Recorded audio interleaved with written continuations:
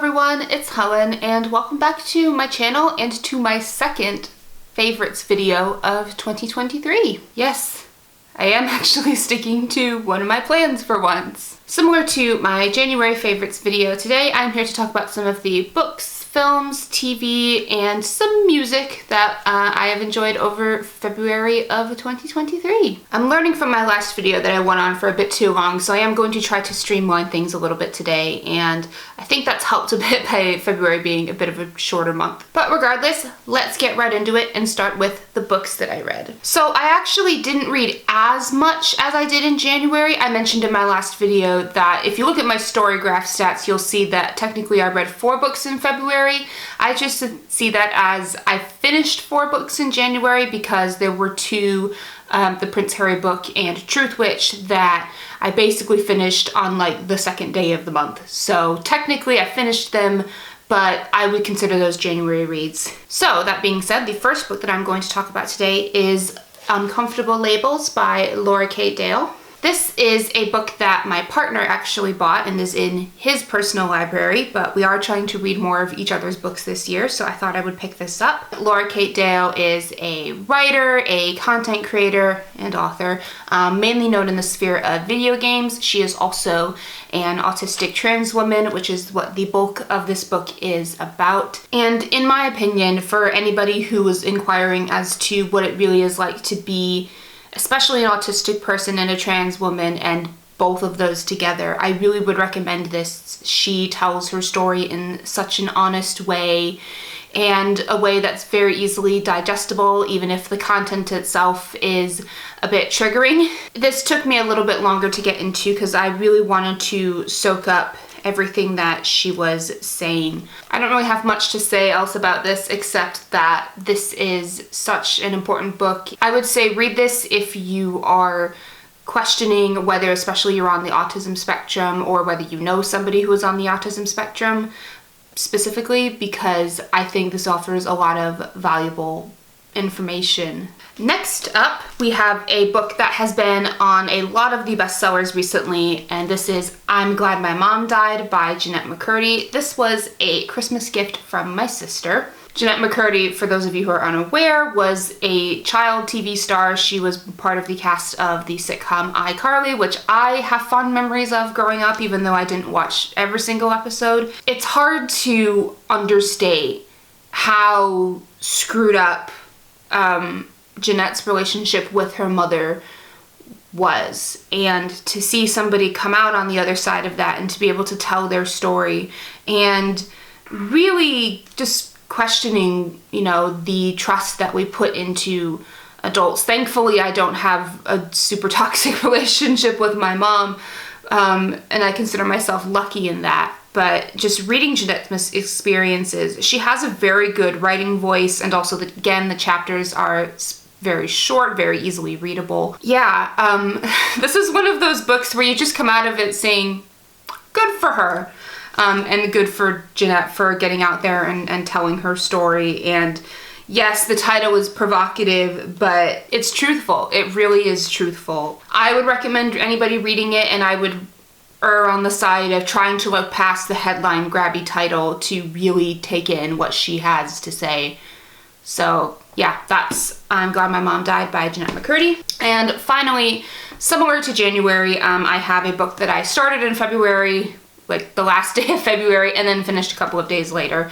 It is my first reread of the year, and that of course is John Green's The Fault in Our Stars. I was inspired to pick it up again after this year's Project for Awesome, which raised over $3 million, by the way. Congrats. It's The Fault in Our Stars, y'all. It's really good. I don't think I cried this time, but it's probably because I read through it really fast and I was in public. It's such a good story, and it hits you with something new each time you read it. I definitely felt different reading it as a 17-year-old, as a 19-year-old, and now I think again as a 27-year-old. I don't think I read it since I was in college, basically. But I feel like people discount John Green's writing ability because he's more known as a content creator these days. But I mean, it's just that good. I have such a fondness from it. I will probably rewatch the movie sometime soon, although I have some issues with Shailene and Ansel these days for very different reasons, but we'll see how that affects my rewatch. But just reading the book is such a wonderful experience and a heartbreaking experience. And if you haven't read it in a while, or if you've been a bit dubious about it and haven't read it yet, please do. I am currently in the midst of reading a couple of books at the moment, but I'm just gonna leave those off until I make March's favorites video. So with that being in mind, let's move on to movies. All right, just like I said last month, we are in the prime of Oscar season. I've been trying to see as many of the nominated movies as I can, but obviously I'm running out of time, and there's obviously a few that I'm going to stay away from. I don't really feel the need to see Avatar 2 or Top Gun, and The Fabelmans is currently out of cinemas where I am at the moment, or they're back in for limited runs during the day when I have to work. So unfortunately I haven't been able to see any of those, but I have ticked, I think, 6 of the Best Picture nominees off my list, which is better than I've done in usual years. So very excited about that. But we are gonna start with the animated nominees that I've seen so far. Guillermo del Toro's Pinocchio is such a wonderfully crafted film with just a lovely, lovely, lovely message. And it has his stamp on it, and yet it's just so... I honestly, I would say this is my favorite Del Toro movie, I think, since Pan's Labyrinth. It has a lot of that whimsy in it, if you can call it, for a Del Toro movie, but there is a lot of childlike wonder in it, and a lot of that does have to do with the main character. This movie doesn't sugarcoat anything. This movie is for everybody, despite Disney CEO saying that animation is not for adults. This is very much for adults. And not for nothing, this puts the live action remake that Disney put out of its own Pinocchio this year to absolute shame. So I think this might be the front runner for Best Animated Feature, but Puss in Boots: The Last Wish may actually take it, and I don't know who I want to win. It is such a stacked field, but DreamWorks has not won this award since Shrek, and it should have won this award like 5 times by now. I watched How to Train Your Dragon 1 and 2 this month, spoiler, and just to revisit some nostalgia, especially after a live-action How to Train Your Dragon movie has been announced, and I'm just like, why? Basically, our rewatches of How to Train Your Dragon 1 and 2 this month more or less consisted of us just going, wow, that's so cool, you could never do that in live action, why would you try? But anyways, so yeah, so I did rewatch the first 2 How to Train Your Dragon movies, and we'll probably watch the 3rd one soon. Again, favorite movies of all time. But back to Puss in Boots: The Last Wish. I think that this is probably DreamWorks' best movie since the How to Train Your Dragon movies came out. Maybe even since the first one. It's just so good. I didn't know I needed this. The animation style was glorious. It came out 2 months after it did in the US, so I was just waiting for this movie to come out. My husband and I were both smiling the entire time. And Death is just one of the coolest villains, y'all. It's so cool. You can so tell that the people who made this movie love making this movie. And I know I was a bit dubious when DreamWorks got bought by Comcast, but like between this and The Bad Guys, and I don't know what else they're planning to put out. I know that Shrek 5 is in the works, but I want more original content. But like, I'm open to the idea of like Illumination is like the money-making trash part of like the Comcast animation network, and then DreamWorks being like the art house like animation studio that gets to do all of the really cool things without studio input. I might be okay with that, you know? As long as they keep putting out cool stuff that we get to watch. Oh god, I know Guillermo del Toro like loves animation, and I love the Pinocchio movie, but heart of hearts, I want DreamWorks to get another Best Animated Feature Oscar because they so deserve it. Finally, we did watch Turning Red, and okay, I know like the Academy tends to go vote for Disney or Pixar because, you know, the name, but I did actually really like Turning Red. It hit me right in the nostalgia as someone who was around like 7, 8 years old in 2002 when this movie takes place. So I quite enjoyed it, but again, it appeals like right to me, and I think it's better than what people give it credit for. I'm glad it's in the category. I think it deserves to be there. It wouldn't be the most egregious thing if it won, but considering that it is such a stacked field this year, I would really like something else to win. I really, really would, but at least Strange World's not there. In terms of live action Oscar nominees, I did watch After Sun. I used my movie free trial. Paul Mescal obviously up for Best Actor there. Wow, oh, wow, oh, wow. It's such a good movie. It's such a slice of life movie. I love those movies where not everything has to be high stakes, but it can be such a personal journey. And again, hitting it right in the nostalgia. This takes place in the 90s. But Paul Mescal is so good in this movie, but we should not be underrating Frankie Corio's lead actress performance. I don't know why we don't talk about people like her and Alicia Weir for like Best Actress, because they like carry these movies so much, but I guess we discount them because they're 10, whatever. But really well directed. I cannot wait to see what Charlotte Wells does next. And I did watch All Quiet on the Western Front last week. I had some time. It is a bit of a downer, because most World War I movies are. Personally, for me, I'm a little bit tired of war movies, and specifically World War I movies always getting like the Best Picture nod. This has been the international feature of choice. I think it got like 9 Oscar nominations, which great, cool. I think it's an interesting interpretation of the material, although I would recommend watching Be Kind Rewind's analysis, because this movie does stray very far from the book and from the original film, which won Best Picture all the way back in 1930. So I would watch this movie, watch the making of, because it is very good, and the lead actor, whose name escapes me at the moment, was a very good job, and Daniel Bruhl, also very good in this film. But watch the movie, watch the behind the scenes of the movie, and also watch Be Kind Rewind's companion piece, because that came out a day after I watched it, and it was really useful for me to help contextualize. So there's that. That's it for movies that were new watches this month. I did mention previously that I watched the first 2 How to Train Your Dragon movies, but in addition to that, I also watched Spirited Away. There's nothing to be said about it. It's gorgeous, it's lovely. It is one of the best animated movies ever made, and I'm so glad it has its Oscar. Hayao Miyazaki, I miss your work. And then finally, I watched Princess Diaries 2 on Valentine's Day with my partner. It is the best rom-com. It is Chris Pine at his best. Julie Andrews gets to sing on film again. This is one of those movies that we picked up from Blockbuster on a Friday night to watch, and my mom eventually got it on DVD, and it's such a nice, warm hug, and it's such a good Valentine's Day movie, so anyways, all hail the queen. So that does it for movies. In terms of TV, I actually didn't watch a lot of TV this month outside of national finals, but I do want to highlight a program that's on Channel 4 at the moment called The Piano. One of my coworkers alerted me to it because, fun fact, they did film in Leeds train station, and I was walking through the station when they were filming last summer. So this thing that I saw Claudia Winkleman filming is now on TV, and I really enjoyed watching it as someone who's a bit of a pianist. So I haven't watched the other episodes yet, but I'm definitely going to try to make time to.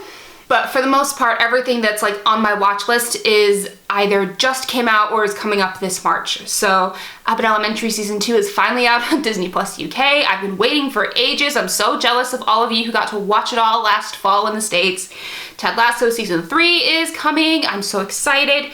And Shadow and Bone is coming, Season 2. So I'm mixed about that. The trailer looks good, but I was not a fan of the book, so we'll see how that gets adapted to TV. But aside from narrative television, I watched quite a few national finals. I watched the bulk of Norway's Melody Grand Prix, where at the finale, I was so happy to see Alessandra win, but also Subwoofer revealed themselves.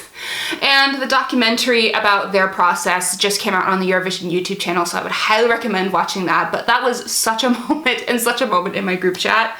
I did watch Romania's national final for that Eurovision site. You can check out my live tweets along there, and we learned the wonders of live television and phone-in contests. It was great. And then finally, last weekend, I watched the second semifinal of Iceland's national final. Sadly, the ones that I wanted to win the whole thing have now not won, but Iceland is always great in terms of their national selection, so always one to watch. And I guess that leads right into music, because we're getting a lot of Eurovision 2023 entries right now. In fact, by the time I post this, they may all be out. We're still waiting on 10 more songs. So we'll see. But as of right now, I'd say the ones that have really jumped out at me as favorites are Slovenia's Joker Out and Carpe Diem. I thought their live performance on their television special was so good. I think they're just going to connect really well down the camera in not Turin, in Liverpool, much closer to home. I'd say France. France came to slay. I love their song so much. Norway, as I mentioned, really excited for Alessandra to go and slay. And then finally, Finland. Oh my god. Am I gonna get a copyright strike if I just start singing like the chorus of Finland's song? It's so good. It's everything you want Eurovision to be.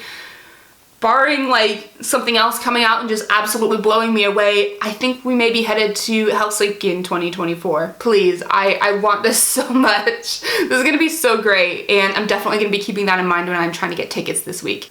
Fingers crossed, pray for me. We'll be praying to all the deities that I get at least like one ticket to one of the shows. Please help, please pray for me. I'll put a text at the bottom if I did actually happen to get them, but I will be going to Liverpool in some capacity at some point in May because I have to. I love Eurovision so much. Like, I have to.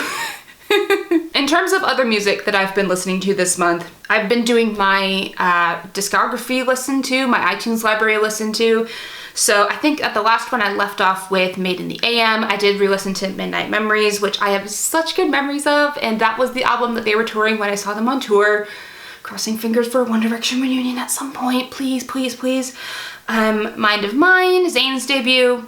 It's fine. I have a CD of Mozart's 2 flute concertos because, spoiler, I played one of them in high school for like my senior orchestra thing. Yeah, I'm a flutist. I don't know if you know that, but I am. And I can't believe that 17-year-old me had the balls to do that. Because I was listening to it and I was like, oh my gosh, where is this girl's confidence and where is it gone? Anyways, Past Lives, Against the Current, one of my favorite bands at the moment. I love this album so much, and I love how different it is from their debut. Crossing my fingers that they do tour in the UK at some point in the future, although Brexit may have something to say about that. I have the Pitch Perfect soundtrack. It's fine, it's fun. And of course, Pride and Prejudice 2005, one of my favorite movie soundtracks of all time. It's so calming. I listen to it in the bath. Just to calm, it's such a calming aura. I love it so much. So yeah. And then finally, in terms of other things that I've been getting up to in terms of music, I forgot the Lemonade Mouth soundtrack slapped so much. A lot of that's in my on repeat at the moment, as is Busted from Phineas and Ferb season 1. Can you believe that Candace and Vanessa invented music? I can. Yeah. But for real, the songwriting ability of everybody who worked on Phineas and Ferb is so underrated. There are so many classics, and there's all these songs that like, they're only like a minute and a half long, and you wish that they were longer. But Busted is definitely one of my favorites, and I think it might be like my top one in terms of like other songs that are top of my on repeat. Cute Without You, Emma Blackery, who just got engaged. Yay, congratulations. I forgot she follows me on Twitter, so hi. What else? Oh, Worldwide, Big Time Rush. Another underrated song, did not need to slap that hard, and is the song for long distance relationships. I rediscovered that one when I was going through my past top 100 listens of the year, my Spotify Wrapped, and it just jumped out at me. So there's that. Slow-Mo, of course, is up there. Eye to Eye from Goofy Movie is obviously up there. That's What I Want by Lil Nas X is up there. Just need a little bit of joy, a little bit of queer joy. So anyways, there's not much else that I really want to talk about. I guess the one other thing I might mention is 4 Continents Championships happened this month, and it was fine. There was a lot of mess because they were holding it at altitude in Colorado and didn't have oxygen tanks available to skaters, literally collapsing on the ice after they were done with their performance. And it's like, no, you shouldn't be doing that. I also just finished up watching Junior Worlds, but I may talk about that for March's video since it's like 5 days into March already. That is just about all that I have for you this month. In terms of content, I will try to do a little Oscar predictions video real quick before the ceremony happens next week. Maybe. We'll see. Or I may just do like an Oscars wrap up. I have a special project that I've been working on that is gonna come to fruition this month that I'm really excited about, and I'm not sure how much of that I'm going to document, but I'm super excited and I kind of want to take you guys on that journey. And then my parents are visiting in a month. I cannot believe it. I'm so excited. So there's a lot happening. There's so much happening at the moment. Obviously, Eurovision stuff is happening, and by the end of the next couple of weeks, we will hopefully have all the songs, and I can give you a bit more of a breakdown of what's happening. But if you want to get even more coverage, you can head over to that Eurovision site. I've been a little bit inactive because I've been very burnt out, but hopefully I will be back at it this month. Let's just get excited, y'all. We're gonna have so much fun in May. I'm so excited. So, like, I am hyperventilating. I'm so excited. And we're only 2 months out. In any case, that is going to do it for me. I really enjoyed doing stuff like this because I get to talk about the things that I love with you guys, and I don't have to keep it all bottled into myself. So thank you for watching, and hopefully there will be more content coming very soon before my March Faves video happens. But until then, remember to keep living awesome lives, and I will see you soon. Bye.